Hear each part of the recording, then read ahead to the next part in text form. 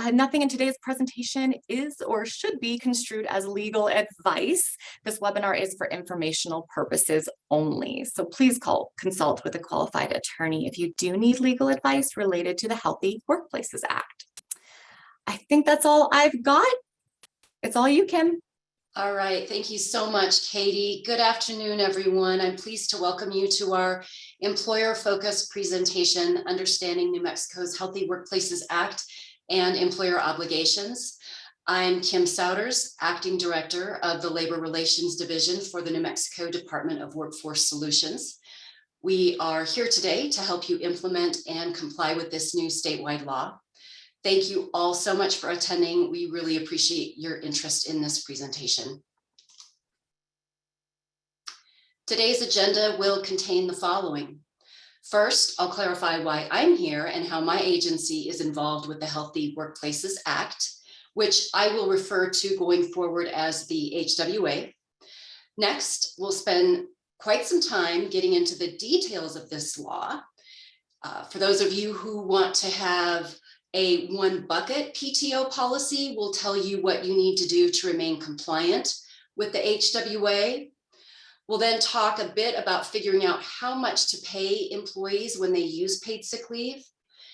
We'll then give you some tips and tricks on how to prepare for the July 1st effective date.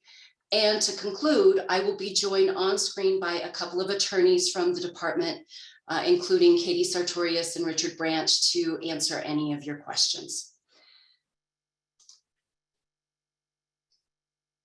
The mission of the Department of Workforce Solutions is to educate, empower, employ, and enforce. Our vision is to be a leader in improving employment and lowering poverty rates through workforce development, enhanced services for employers, and ensuring fair labor practices and workforce protections for New Mexicans. The Labor Relations Division is one part of the Department of Workforce Solutions. The Labor Relations Division administers and enforces state labor laws regulating many things, such as payment of wages, discrimination, employment of minors, public works prevailing wage, and now paid sick leave. After the bill made it through the New Mexico legislature in 2021, Governor Michelle Lujan Grisham signed the HWA into law. The Labor Relations Division is tasked with its implementation and enforcement. It's a process that began with promulgating regulations. When I say rules and regulations or regulations, I'm referring to a document drafted and presented for public comment that is designed to give clarity and detail to the act itself. If you've seen or read the HWA, which we hope that you have by now, you know it's short and it's broad in some respects. So the regulations are really important in the enforcement process and for you all in being better able to understand your rights and obligations under the HWA. The draft version is on our website now, and the regulations will be finalized on June 27th. So you all are aware, individuals can file a complaint against an employer for alleged non-compliance of the act, which includes retaliation for 3 years from the date of the alleged violation. These aggrieved employees can file in the courts directly, or they can file with the Labor Relations Division. Starting on July 1st, 2022, the Labor Relations Division will accept complaints online, in person, or through mailing or faxing the complaint form. When we receive a complaint, we will conduct a fact-finding investigation. That includes gathering evidence from whatever sources are available and asking for position statements from employers in response to the allegations. We will arrange a mediation between the parties to try to resolve the case. And if it doesn't resolve at that point, we will issue an administrative decision. If the employer is found liable and refuses to rectify the violation, then the Labor Relations Division may bring a lawsuit in civil court against the company on the complainant's behalf. But I hope that you'll all be so prepared today that your employees will not have anything to complain about on July 1st or anytime thereafter. And before we dive in, let me share a positive note with you. New Mexico is not alone in recognizing that paid sick leave can benefit employees and employers. 15 other states and almost 150 countries around the world enacted laws requiring some form of paid sick leave. So even when not required by law, many businesses nationwide have implemented sick leave policies that give workers paid, job-protected time off. First, doing so reduces turnover, and data supports this fact. More workforce stability means less advertising, interviewing, and training new hires, which can be costly. When employees work sick, they are not productive. Paid sick leave programs help ensure that when workers are present, they perform at their best. Employees who go to work sick put their coworkers and your customers at risk. That trickle-down effect can carry a large economic burden for an employer. And employees who can take care of themselves and their families will ultimately spend less on healthcare costs, which in turn can decrease costs for employers who offer health plans as well. So thank you all again for your attention and for wanting to do your best to comply with this new law. It really is good for business. Okay, now let's talk about the important details of the Healthy Workplaces Act. Some of you have already read the law, the regulations, or started learning about this law elsewhere, which is fantastic. Nonetheless, I'm still going to cover some of the big picture requirements for those of you who are using this presentation as your first opportunity to educate yourselves about paid sick leave. So here it is in a nutshell. The Healthy Workplaces Act requires private employers, regardless of size, to let all employees earn paid sick leave starting July 1st, 2022, at the rate of 1 hour per 30 hours worked. So if your business employs one employee or thousands of employees, whether full-time, part-time, seasonal, temporary, etc., the law will require you to pay sick leave at a minimum of 1 hour per 30 hours worked.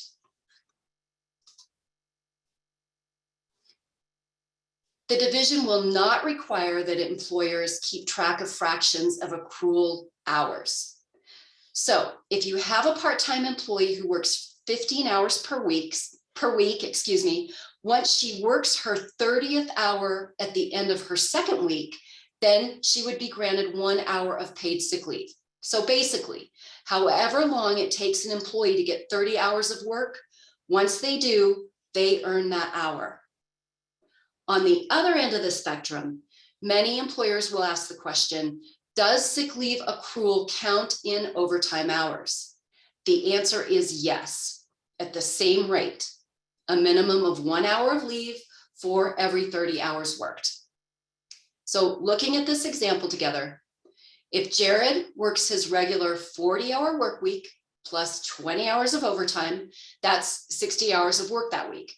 So 60 divided by 30 hours is exactly 2 hours. So Jared would have accrued 2 hours of sick leave in that week. The Healthy Workplaces Act is designed for employees performing work in New Mexico to accrue paid sick leave. Whether your business is based in New Mexico or out of state, your employees performing services in New Mexico must accrue paid sick leave. One exception is that the HWA does not apply to any work done by employees on tribal land, and our division has no authority to enforce its laws there.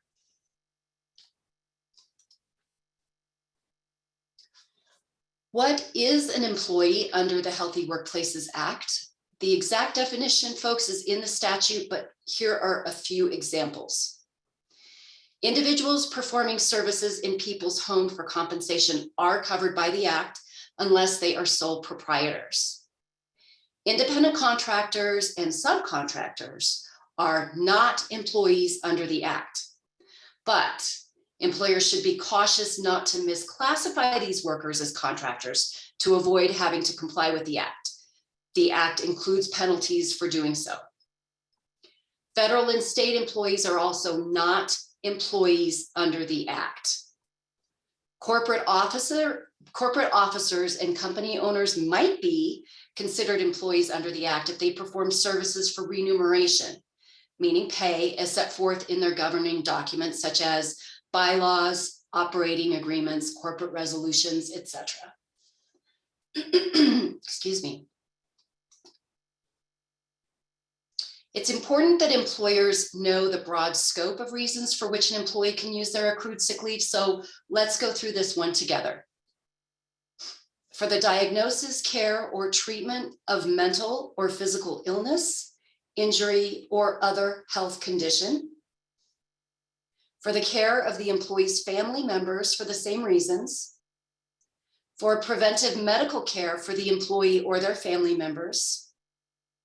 For meetings at the employee's child's school or place of care related to the child's health or disability, and for absences related to domestic abuse, sexual assault, or stalking suffered by the employee or their family member.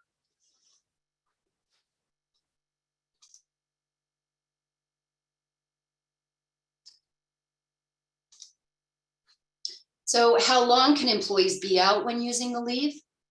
Employees can use the sick leave that they've earned all in one chunk or in bits and pieces. The law requires you to allow them to use leave in the smallest increments that your payroll system uses to account for other types of absences. Kim, sorry to interrupt.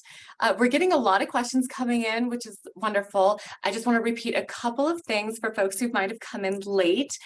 First, we're not addressing questions that show up in the chat, so please put your questions in the Q&A section only. And as you can see, Richard Branch is helping out and giving some written answers to questions as we go along.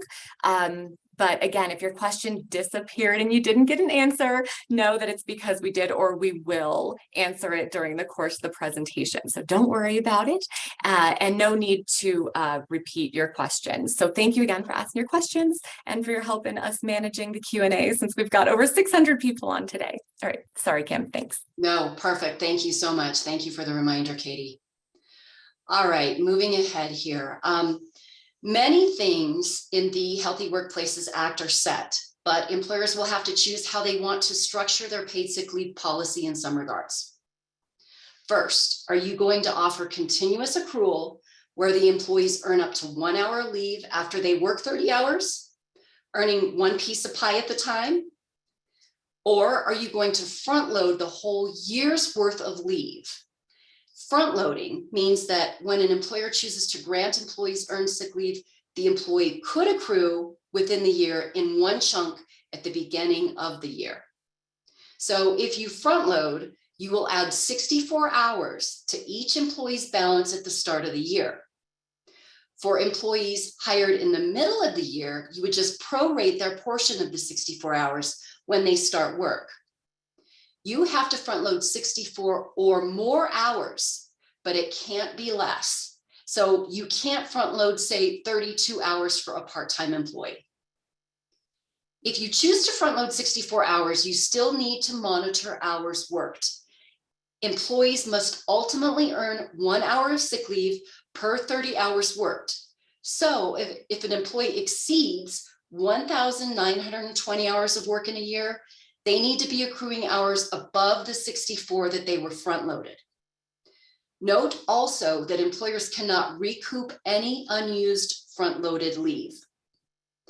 Now, you can use different accrual structures for different categories of employees, but be sure that you keep good records. All employees must also accrue paid sick leave at a rate of at least 1 hour per 30 hours worked, regardless of which category they are in. The second choice that employers will each have to make is whether they're going to be more generous than the law requires. Remember, the law presents minimums. Are you going to let employees accrue more paid sick leave than 1 hour per 30 hours worked? Are you going to allow employees to carry over more than 64 hours of unused paid sick leave? And are you going to allow employees to use more than 64 hours per year if they have it in their balance? So you as a business have to decide yes or no to each of these questions. You might have already noticed by now that employers cannot cap accrual or stop accruals ever. But businesses can cap the number of hours an employee can use. So if necessary, we suggest you make it clear, very clear to your employees that their leave balance might not reflect the number of hours that they have available for use. To illustrate this, for an employee who has 70 hours in their bank at the end of the year, you would carry over at least 64 of those. If you're front loading, that means that, say, on January 1st, that employee might have a balance of 128 hours. The 64 hours that rolled over and the 64 hours that you front load, even though you will only permit them to use 64 hours in the upcoming year.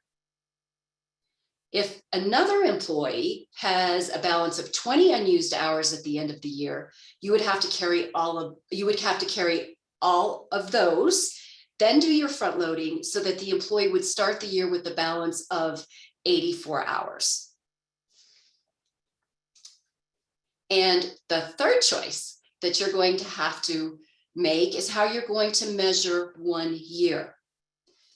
You can go with the straight calendar year, January 1st to December 31st. You can use any fixed 12-month period, such as your fiscal year, or a year starting on the specific employee's anniversary date with the company. You can use the 12-month period measured forward, starting on the date a specific employee first used any of their sick leave.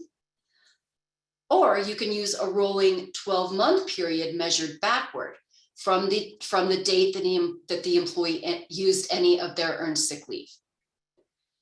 And we suggest that you start thinking about these three choices sooner rather than later so that you can be sure to include all of this information in your revised policy and or your employee handbooks.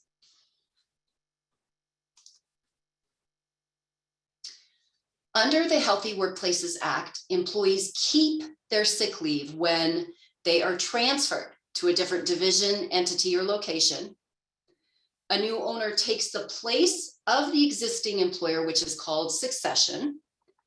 And when the employee is rehired within 12 months of separation.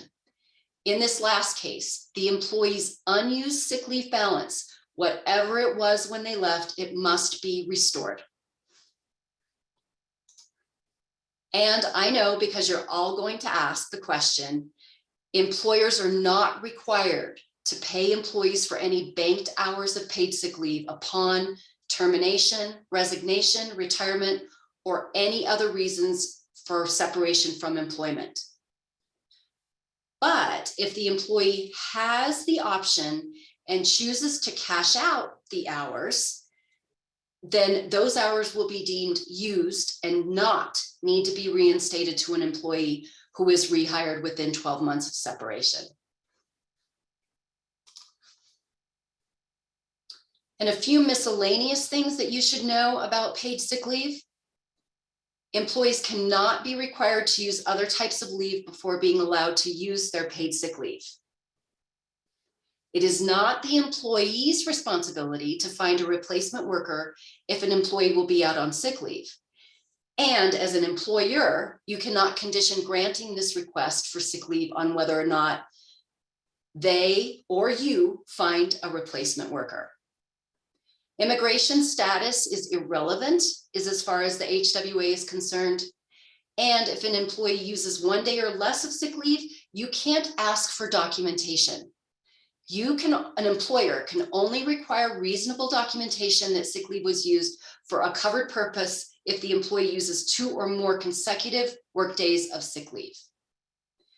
As a reminder, that documentation or any information an employer obtains related to an employee's reasons for taking sick leave, it must be treated as confidential.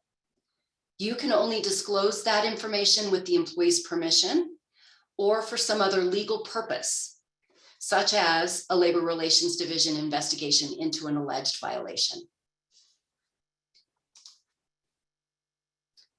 Retaliation is illegal under the Healthy Workplaces Act, and we take it seriously.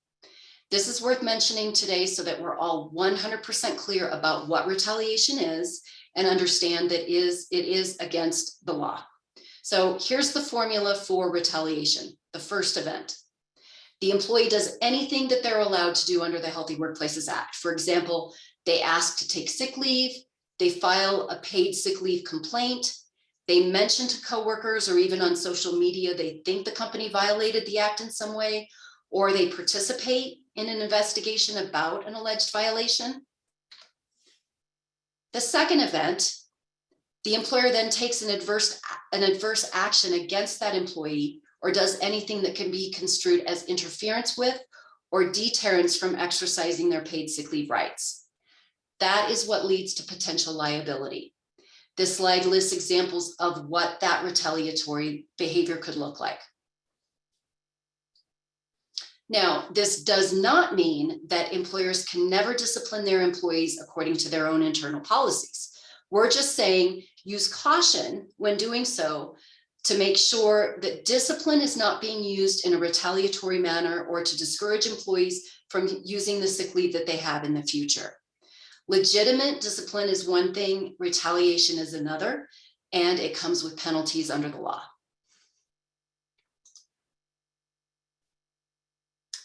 The single most common question that we're already getting from employers has to do with whether their traditional paid time off, PTO, and sick leave need to be kept separate.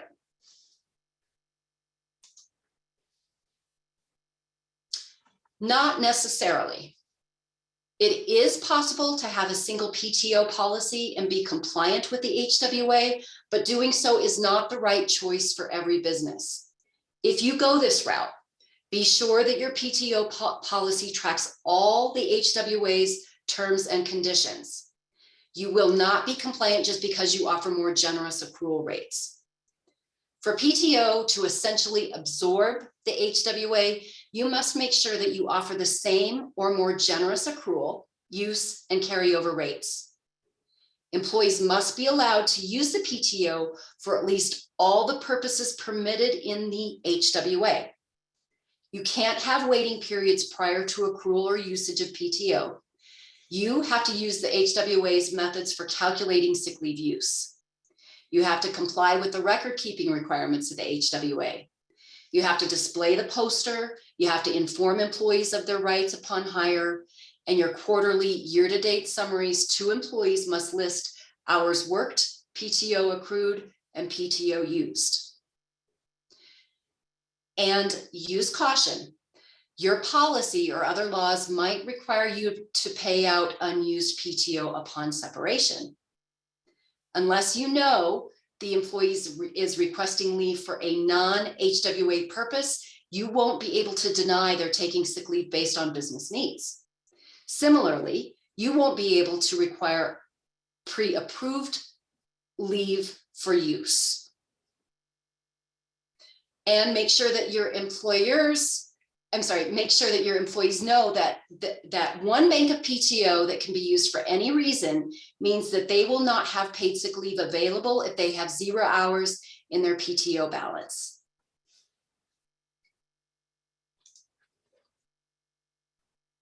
The law can be confusing, and we're all trying to figure this one out together. The fact that the law takes effect in the middle of the year, for example, might leave you wondering how you're supposed to comply until we get to 2023. Well, starting July 1st, 2022, current employees must begin to accrue at least 1 hour of paid leave for every 30 hours worked. You can do a rolling accrual, or you can front load.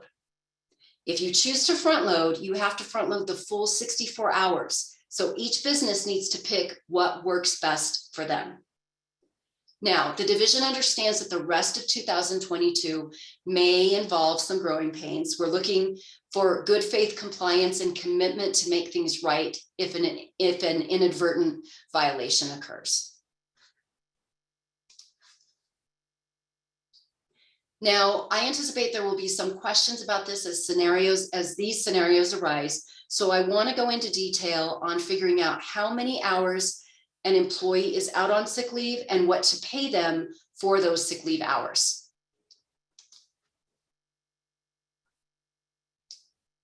If an employee works 8 to 5 Monday through Friday, this is easy, right? If they take 1 day of sick leave, you pay them for 8 hours. If they take 1 hour, you pay them their hourly rate. But what if an employee's work hours fluctuate day to day or week to week? In general, you'll use the average number of hours the employee worked during the preceding 2 weeks. So let's look at this example together. Your employee Robert called in sick 1 day in week 3. So we look at the prior 2 weeks. First, we figure out how many hours he worked. In this example, 28 plus 32 is 60. Next, we figure out how many days he worked. How many days he worked? It looks like he worked 10 days. Let's find the average number of hours worked per day. So 60 hours divided by 10 days equals 6 hours per day. So you would consider him to have used six hours of his current sick leave balance. Now, per diem employees, which are employees paid per day or on-call employees, may not have a regular schedule at all. So what do you do in these scenarios? If one of those employees calls in sick, you will use the number of hours that they were scheduled to work in that day. So if they called in sick, missing a 6-hour shift, you'll pay them for 6 hours. How many hours do you have to pay if you don't know how many hours the sick employee would have worked? Meaning where the length of a shift is determined the day of based on the employee's needs. So if you hired a replacement employee, use the number of hours the replacement employee was there. And if you didn't get a replacement, look at the last time the employee worked that same shift or performed the same tasks.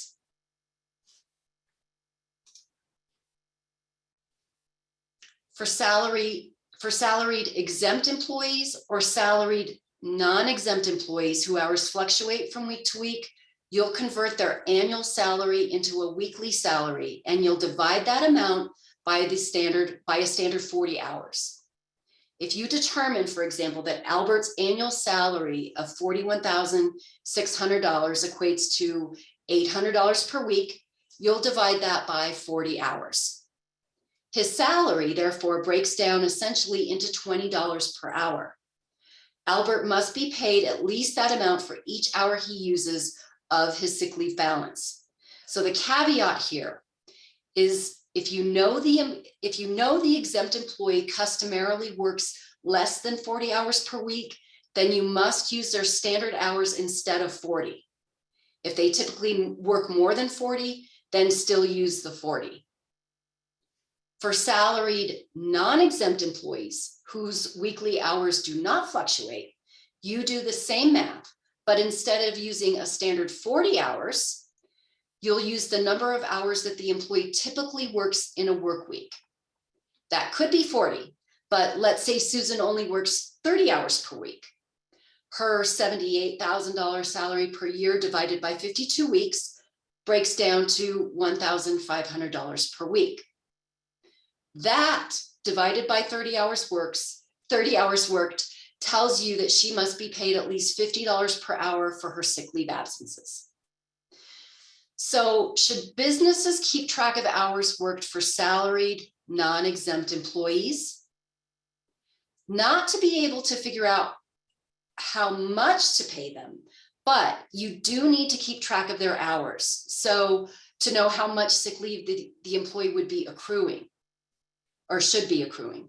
For exempt employees, you can assume that they work 40 hours per week for accrual purposes, unless again, you know that they're regularly and customarily, unless you know that they regularly and customarily work fewer hours per week, in which case their leave accrual should be based on their typical work hours. Please note that recouping and notice requirements of the HWA apply equally to all classifications of employees.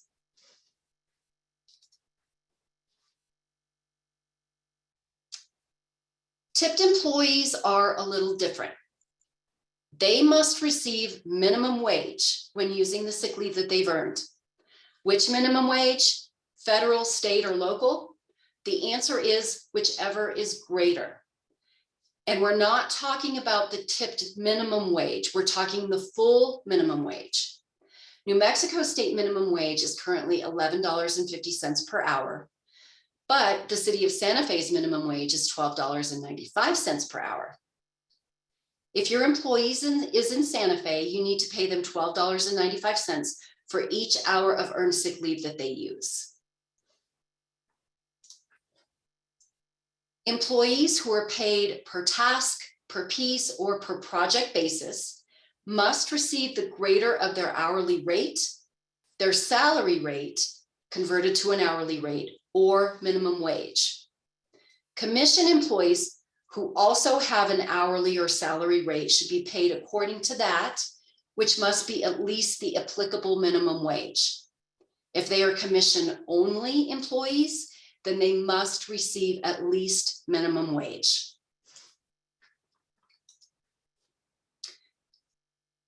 I also wanted to mention today that an employer cannot deem an employee's hours to be cut to a lower number due to taking earned sick leave. An employer must pay the employee all earned sick leave used according to the employee's regularly scheduled hours.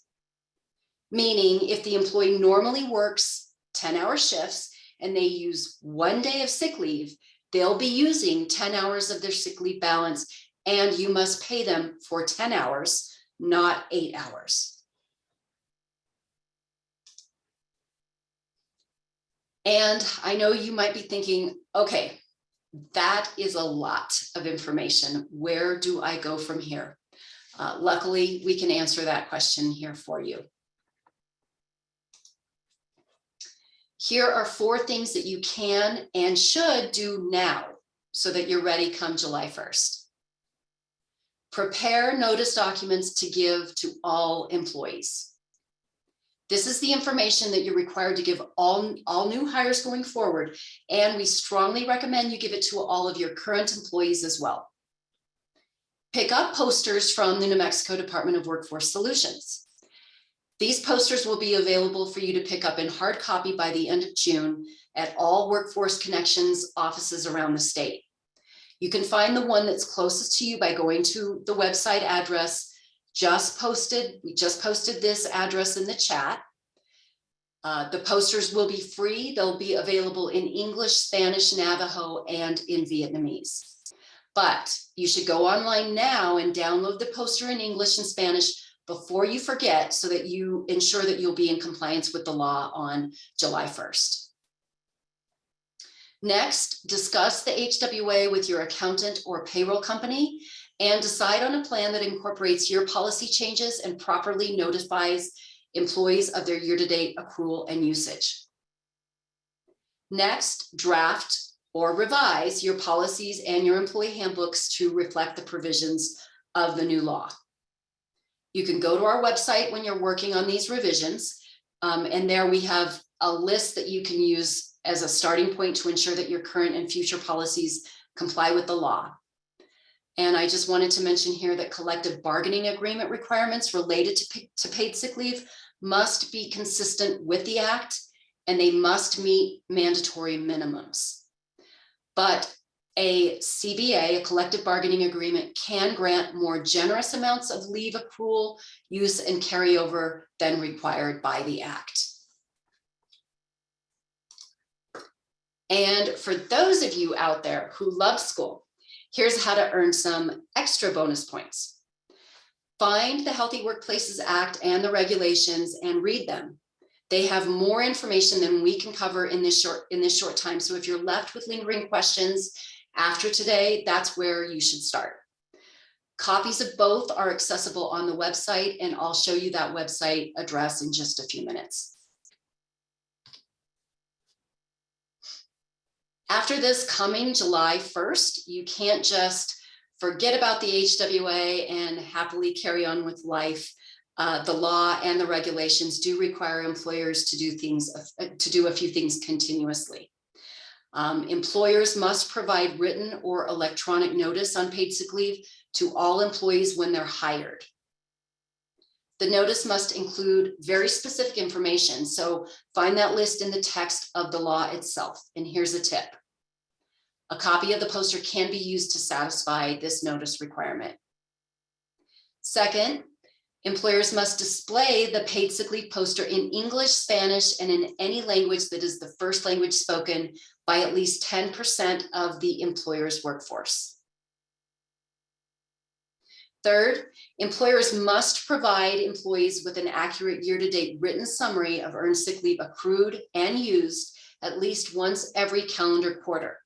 So yes, if all of the required information is on their pay stubs, then you're good to go. And finally, employers must retain records with all of that good paid sick leave information. Hours worked, sick leave earned, and sick leave used for at least 48 months from the date the record was created. Now, we realize that shouldn't be too burdensome because you're already required to retain pay records for unemployment insurance. So this is not new. You just have to make sure that those records now include all the paid sick leave information. It's important here. It's important to be reminded that businesses can be liable for monetary damages, interest, and fees if they violate this law. Not to mention your time, potential attorney fees, court costs, et cetera, et cetera. And these complaints are public record, so it could affect your business reputation or even whether someone will want to work for you in the future. Our message is intended to be clear and helpful. Please do not break the law. It is not worth it. I encourage you to keep an eye out on our website. Our website is a one-stop shop for everything related to New Mexico paid sick leave. Please write down this URL, bookmark it on your computer browsers. We will be adding to it and updating it regularly leading up to July 1st. And like Katie said in the beginning, the recording of this presentation should be up next week after we record a version that incorporates a lot of employer facts, FAQs. We'll also be reformatting the slides to include more information to address the FAQs. So a document with all that information from the slides will be available next week as well. And we really appreciate your patience on that information. Employees will be able to go to the website to file complaints starting July 1st, but you can go there now. You can download the poster and read the FAQs. There are multiple pages of FAQs on the website, on our website. So please be sure to scroll through them all. There's a lot of information there. Please also refer your colleagues and other business owners to our website and to this presentation. We feel that we're all better off if we're all on the same page. And last but not least, thank you again for your time and for your attention. And we'll go now to the Q&A period. I'm joined here by Katie Sartorius and Richard Branch, labor attorneys in the department. Thank you all so much. Hi, okay, so just a reminder, please don't put your questions in the chat. We're not looking at them, keep them in the Q&A.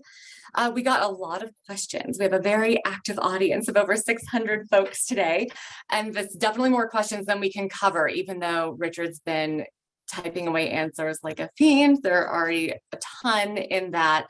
And again, anything that we get today question-wise, that's not answered during the presentation or in our FAQs online already, we will read after today, and we are continually adding new FAQs to our website based on the questions that we actually get frequently. So if we don't answer your question today, not to fret. Again, most answers to what you need to know are already going to be in the statute or the regulations or on one of our other resources. And this recording and the information from the slides will be posted by the end of next week to our website as well. If your question is really specific to you as an employer, we probably also won't address it in this bigger audience. So we do suggest that you just read everything you can. And if you still don't know what to do, consult a lawyer. as the best path for you, because we can't give legal advice in the department. Okay, I don't think I have anything else to say. This law is new and it's changing what business as usual looks like for a lot of folks. We're trying to figure this out just as much as you. So we're going to do our best to answer your questions. Let's see how many of these we can get to in the last 15 minutes. Richard, if I could start by throwing you a question, because I think that this is important that folks know. Sarah asked a question about if people take sick leave under this employer's current policy and they don't give notice under their current point-based attendance policy, that would they would accrue get points for that. But is that practice now going to be illegal under the HWA? It might. The act specifically says that leave taken pursuant to the act cannot be used for disciplinary purposes. And so if that means accruing points for against the, under the policy for attendance, then yes, that would be sort of affected that way. So you're going to have to reconcile those things and make sure that any absence occasion under Healthy Workplaces Act is excluded from your tabulation of points under your leave policies or absenteeism policies. Mhm. Another question, just to clarify, for salary exempt employees, if they're out on sick leave, do employees have to pay them their regular salary plus additional pay for being out on sick leave? So normally under the Federal Fair Labor Standards Act, salaried exempt employees may be docked for days that they are absent due to illness, unless there is a sick policy under their employment agreement. But if there is any type of bar to somebody who is salaried exempt being paid for days that they are absent due to a Healthy Workplaces reason, then that goes away. The employer must pay them in accordance with the act. So if they have accrued leave and they have it available when they miss, then they have to be paid their regular salary for that time. Okay. Do employers who have the one bucket policy need to call it anything specific? Can they still call it vacation time? Do they have to call it PTO? They may call it whatever they like, as long as the leave is available for Healthy Workplaces Act purposes. Keep in mind, however, if a complaint is filed with the division needs to be able to track that time that was accrued, used, and possibly carried over. So it would behoove an employer to let us know when we request records and they provide them what nomenclature they're using to designate Healthy Workplaces Act qualifying leave.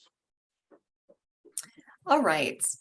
Similar question here, and I'm going to take a stab at that. If you have the one PTO system and you don't have restrictions about what people can use that leave for with the one bucket system, do you have to ask people why they're taking leave so that you know when it's Healthy Workplaces Act leave? And the answer is no, not if you're not planning on asking for documentation. Otherwise, if somebody takes 2 days or more, you are entitled to ask for reasonable documentation.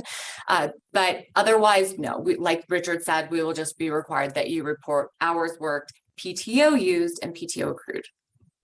Correct. Right. I was answering that instead of reading more questions. So one of you wants to pull one off of this long list. Yeah, there were a lot of questions. Am I correct that this act does not apply to city government employees? That's from Alicia. The act does not apply to city government employees, right? You are correct. It only applies to private employers. Private employees. The state and political subdivisions fall under different provisions, some under federal law and their own, a lot of them are unionized. So there's collective bargaining agreements that apply in those situations. But this Healthy Workplaces Act specifically applies to private employers. Yeah. Here's another one from Bailey. What does it mean rehired within 12 months? Is it based on the set employer calendar year, or is it 12 months from the date of separation? And it's from the date of separation. The answer to the question is it's Correct. on the date of separation. Yes, I agree. Sorry, I'm reading all these. We had Somebody asked to explain front loading for part-time again. So just to be clear, you can front load for whichever employees you want to, but it has to be 64 hours or more. Front loading is a minimum requirement of 64 hours. So you can front load part-time employees, but not with fewer than 64 hours. Long questions, guys. I noticed a lot of questions about front loading, of course, but also out-of-state employers that maybe have employees cross the line into New Mexico to perform some services. And the answer that I sort of have to give for all of those types of situations, out-of-state employees in New Mexico, is it depends to a large part on how significant that out-of-state employer's contacts and activities in New Mexico are, such that we would say they are subject to our jurisdiction. Some won't be, however, some will be, and it will be on a case-by-case basis when somebody files complaints that we make that determination. Right. There's a lot of questions too about salary exempt. And I would recommend, we don't have time to go back into the presentation on that, but please look at the FAQs that we have on our website explaining hours and pay for salary exempt and salary non-exempt employees. Correct. Okay. So to be clear, yes, a lot of you have picked up on the fact that you can't cap how many hours someone accrues, but you can cap their use at 64. So you can front load 64, you can front load 80 and still cap them at 64 use, however you want to do that.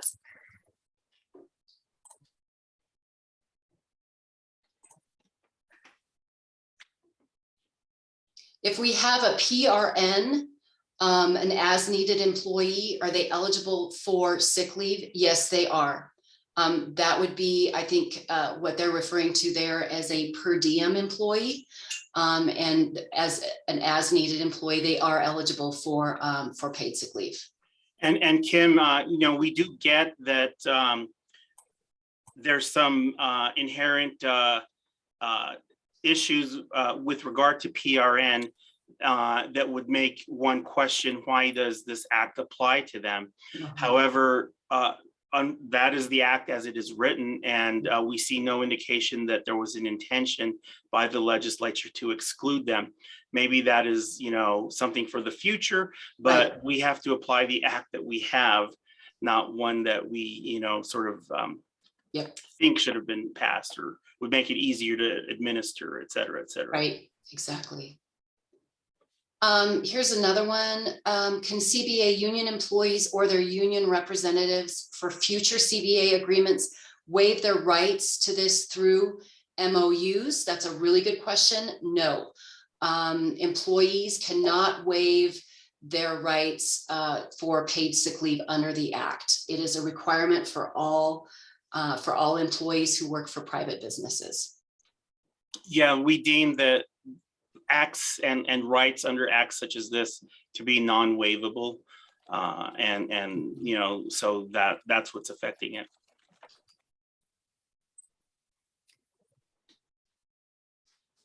To be clear, I think you probably only have, if you're an out-of-state company or only have some employees in New Mexico and others out of state, I wouldn't recommend you give notice about New Mexico sick leave laws to your employees to whom it does not apply. That might confuse them.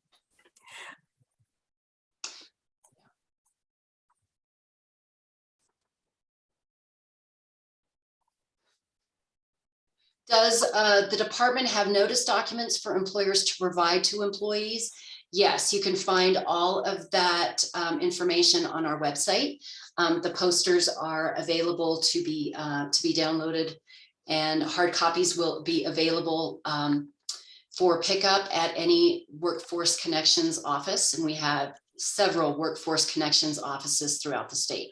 But for now, go to the website and download the poster. That's the best place to start right now.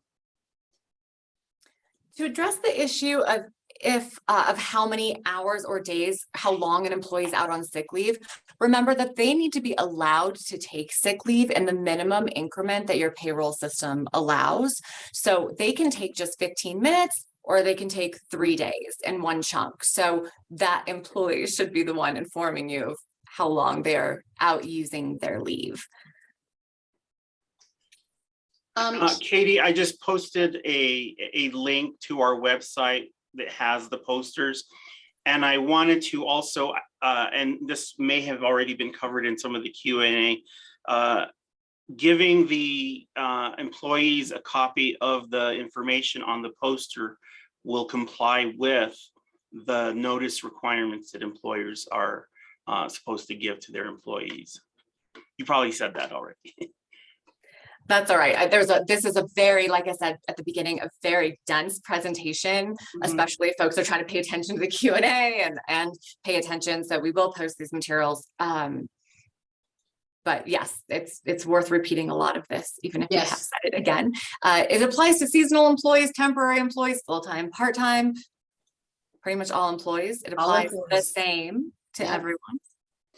I just want to say thank you to Hugo Hernandez, who said, great job, Katie, Richard, and Kimberly. I feel more informed and feel like I had all of my initial questions answered. We're so happy to hear that, Hugo. Thank you. Diana has a question. I have 2 employees that are commission-based only. Their hours every day are different, 4 to 8 hours or less. How do I figure out their sick leave pay? Richard, you want to tackle that one? Yes, I believe that we have a provision of our act that specifies that. If the shifts are preset and they call, they're scheduled to work 6 hours and they call in sick for that day, then that's a pretty clear, you pay them 6 hours minimum wage if they're commission. Minimum wage, yes, that's correct. But if their hours differ, then in that case, the employer would need to look at the former 2 weeks. Correct. Would you, Katie and Richard, agree with me? Look at the prior 2 weeks to find the average number of hours, and then use those hours to pay for the sick leave. Correct.